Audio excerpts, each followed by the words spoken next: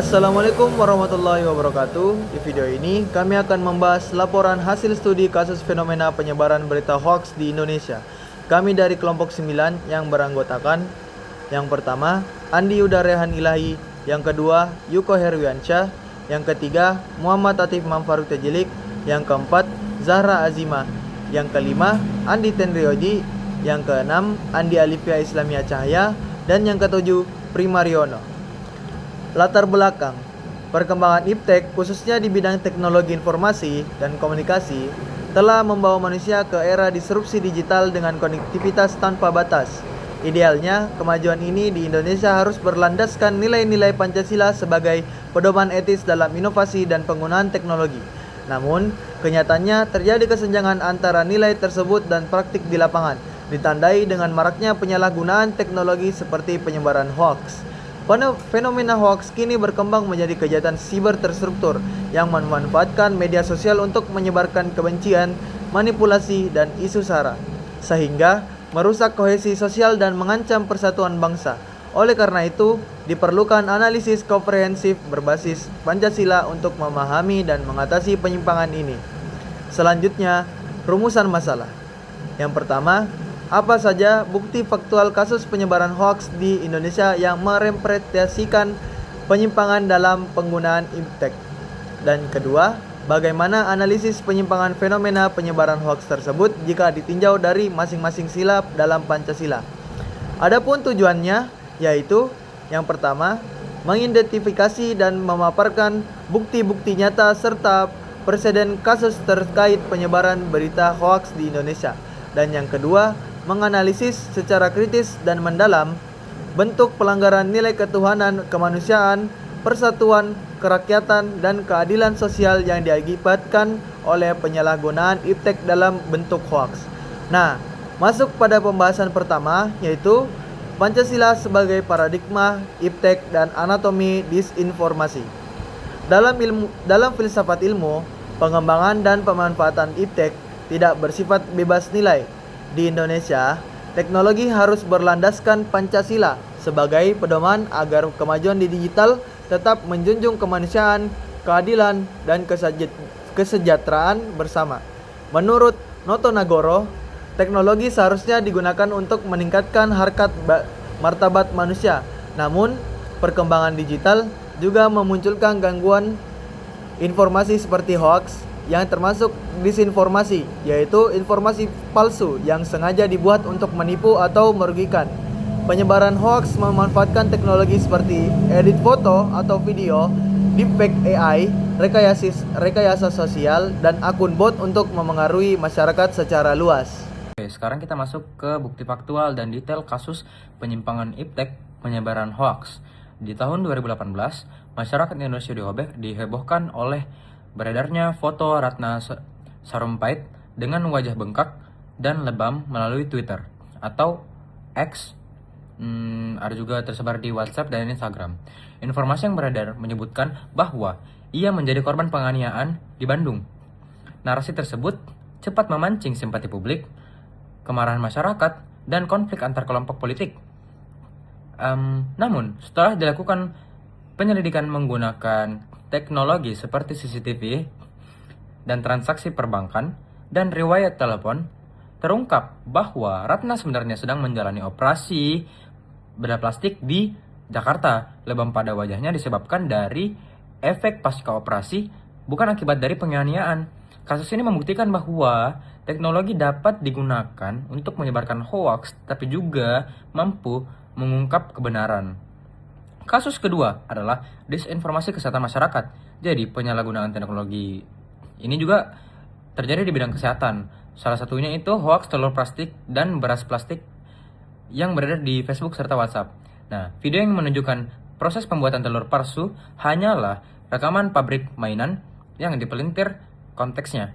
Akibatnya, masyarakat panik dan pedagang mengalami kerugian ekonomi. Selain itu, saat pandemi COVID-19, muncul juga hoax terkait vaksin seperti isu tubuh menjadi magnet setelah divaksin, mengandung bahan yang haram, ada juga microchip di dalam vaksin. Informasi ini menyebabkan banyak masyarakat menolak vaksinasi, terutama lansia atau orang-orang yang berada di daerah pelosok Karena penyebaran hoax ini dampaknya upaya pemerintah untuk mencapai kekebalan kelompok menjadi terhambat dan angka kematian juga meningkat.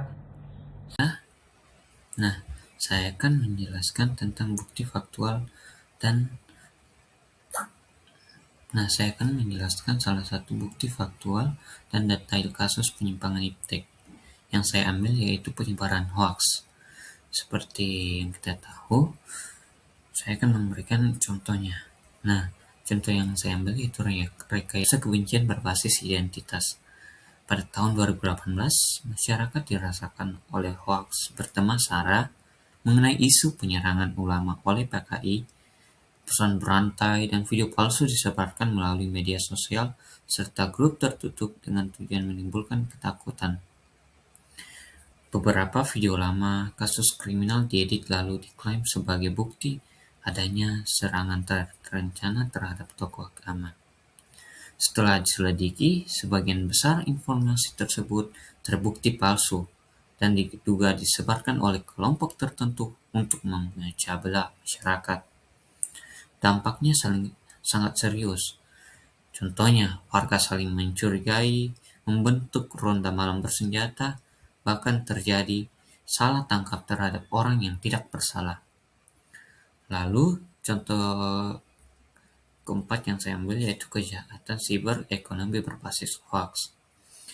Pada tahun 2024 sampai 2026 saat ini, berkembang modus kejahatan ekonomi digital. Salah satu contohnya adalah penipuan berkedok bantuan sosial melalui SMS atau WA yang mengirim tautan file aplikasi berbahaya. Korban yang mengunduh file tersebut tanpa sadar memasang malware yang mencuri kode OTP mobile banking sehingga tabungan mereka raib. Dan juga selain itu, muncul pula hoax mengenai sertifikat hak milik atau SHM elektronik yang menyebut pemerintah akan menarik paksa sertifikat tanah dan fisik untuk menyita tanah rakyat. Informasi palsu ini memicu demonstrasi dan penolakan masyarakat. Akibatnya, program digitalisasi pertahanan yang bertujuan melindungi aset masyarakat justru mengalami hambatan. Nah, teman-teman, itu tadi merupakan contoh atau studi kasus yang diangkat oleh teman-teman dari kelompok saya tentang penyebaran hoaks yang merupakan bentuk dari penyimpangan iptek. Nah, saya akan meninjau dalam sila-sila yang dilanggar. Nah, yang pertama itu sila ketuhanan yang Maha Esa. Penyebaran hoaks merupakan tindakan yang bertentangan dengan nilai ketuhanan. Nah, seperti yang kita ketahui, di mana agama itu mengajarkan tentang kejujuran, kebaikan, dan larangan berbohong. Ketika teknologi seperti komputer, internet, dan media sosial digunakan untuk membuat fitnah atau memanipulasi fakta, maka hal tersebut berarti mengingkari nilai moral dan spiritual. Contohnya adalah penyebaran hoaks yang memakai isu agama untuk membangkitkan kebencian massa atau hanya untuk kepentingan politik sesaat. Nah, tindakan ini menjadikan nilai agama apalagi sebagai alat propaganda sehingga merendahkan makna ketuhanan yang Maha Esa. Nah, sila kedua yang dilanggar yaitu tentang kemanusiaan yang adil dan beradab. Seperti yang kita ketahui, di mana iptek ini seharusnya digunakan untuk meningkatkan kualitas hidup manusia dan menciptakan peradaban yang beradab. Namun, hoaks justru menjadi kebiadaban dari digital tersebut yang memanfaatkan manusia sebagai objek manipulasi, di mana pelaku hoaks sengaja membodohi masyarakat, memancing emosi, dan mengeksploitasi psikologis korban.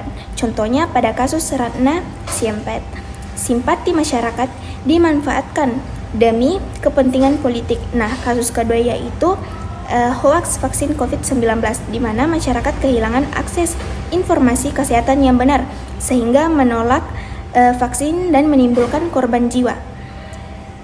Hal ini jelas melanggar nilai kemanusiaan. Analisis penyimpangan hoaks ditinjau dari sila-sila Pancasila. Yang ketiga yaitu pelanggaran sila Persatuan Indonesia. Teknologi informasi seharusnya menjadi sarana pemersatu bangsa dari Sabang sampai Merauke. Namun dalam praktiknya, media sosial sering digunakan untuk menyebarkan hoaks bernuansa sara yang memecah belah masyarakat. Hoaks tersebut menumbuhkan rasa curiga antar kelompok, memperbesar perbedaan suku, agama, dan ras, serta menimbulkan konflik nyata di tengah masyarakat. Akibatnya, persatuan bangsa terganggu dan semangat Bhinneka Tunggal Ika menjadi lemah. Dengan demikian, penyalahgunaan teknologi melalui hoaks bertentangan dengan sila persatuan Indonesia. Selanjutnya yang keempat yaitu pelanggaran sila kerakyatan yang dipimpin oleh hikmat kebijaksanaan dalam permusyawaratan perwakilan. Demokrasi yang sehat membutuhkan masyarakat yang berpikir rasional dan mengambil keputusan berdasarkan fakta. Namun, hoaks merusak ruang demokrasi karena opini publik dibentuk melalui kebohongan, fitnah, dan ketakutan. Contohnya pada kasus penolakan SHM elektronik. Masyarakat terhalang memahami informasi yang benar akibat narasi palsu. Akibatnya, keputusan sosial dan politik tidak lagi didasarkan pada musyawarah yang bijaksana, tetapi dipengaruhi oleh kepanikan dan manipulasi. Hal ini merusak kedaulatan rakyat. Baik, di sini saya akan menjelaskan hasil analisis penyimpangan hoaks ditinjau dari sila-sila Pancasila, khususnya pada bagian pelanggaran sila kelima, yaitu keadilan sosial bagi seluruh rakyat Indonesia. Seharusnya teknologi digunakan untuk meningkatkan kesejahteraan masyarakat dan melindungi kelompok yang lemah. Namun pada kenyataannya, hoaks itu justru menciptakan ketidakadilan sosial. Contohnya adalah penipuan yang mengatasnamakan bantuan sosial melalui aplikasi berbahaya yang bisa mencuri data atau tabungan masyarakat kecil. Selain itu, hoaks seperti itu telur plastik juga menyebabkan pedagang dan peternak mengalami kerugian besar karena menurunnya kepercayaan masyarakat. Dari kasus ini terlihat bahwa pihak yang memiliki kemampuan teknologi justru menyalahgunakannya untuk memanfaatkan masyarakat yang literasi digitalnya masih rendah. Akibatnya, teknologi berubah menjadi alat penindasan ekonomi yang jelas bertentangan dengan cita-cita keadilan sosial dalam Pancasila. Oleh karena itu, kita harus lebih bijak dalam menggunakan teknologi dan menyaring informasi agar tidak ikut menyebarkan hoaks. Selanjutnya, saya akan menyampaikan kesimpulan dari pembahasan sebelumnya. Yang pertama, yaitu penyebaran hoaks di Indonesia menunjukkan adanya penyimpangan dalam penggunaan iptek. Teknologi yang seharusnya membantu kemajuan justru sering disalahgunakan menjadi alat manipulasi, kejahatan ekonomi, dan penyebaran propaganda yang memecah belah masyarakat. Yang kedua itu praktik pembuatan dan penyebaran berita palsu sebenarnya melanggar seluruh nilai dalam Pancasila. Mulai dari tidak adanya kejujuran pada sila pertama, sikap tidak manusiawi karena mengeksploitasi orang lain pada sila kedua, hingga merusak persatuan melalui isu SARA pada sila ketiga. Selain itu, hoaks juga mengganggu objektivitas dalam demokrasi pada sila keempat dan menciptakan ketidakadilan sosial terutama bagi masyarakat yang literasi digitalnya masih rendah pada sila kelima. Jadi bisa disimpulkan bahwa hoaks bukan hanya masalah informasi, tapi juga masalah nilai dan moral yang berdampak luas bagi kehidupan masyarakat. Di sini saya akan menyampaikan saran dan solusi penanggulangan dari permasalahan pembahasan hoaks sebelumnya. Yang pertama, perlu adanya penguatan literasi etika digital. Jadi bukan hanya kemampuan menggunakan teknologi saja, tapi juga bagaimana menggunakannya secara bijak dan sesuai nilai Pancasila. Kita sebagai mahasiswa juga diharapkan bisa berpikir kritis dan berperan aktif dalam mengklarifikasi informasi dengan prinsip tabayun atau cek dan recheck. Yang kedua, penegakan hukum harus dilakukan secara tepat dan berkeadilan. Artinya, hukum tidak hanya menindak masyarakat biasa yang tidak sengaja menyebarkan hoaks, tapi lebih fokus kepada pihak-pihak utama seperti pembuat hoaks, jaringan penyebar, dan buzzer yang terorganisir. Yang ketiga, penyedia platform teknologi juga harus ikut bertanggung jawab. Pemerintah perlu membuat regulasi agar platform media sosial tidak membiarkan penyebaran hoaks, serta memperbaiki algoritma yang sering memperkuat konten provokatif. Selain itu, penting juga untuk memperkuat kerjasama dengan lembaga pengecek fakta. Dengan adanya langkah-langkah ini, diharapkan penyebaran hoaks bisa dikurangi dan penggunaan teknologi bisa kembali sesuai dengan nilai-nilai Pancasila.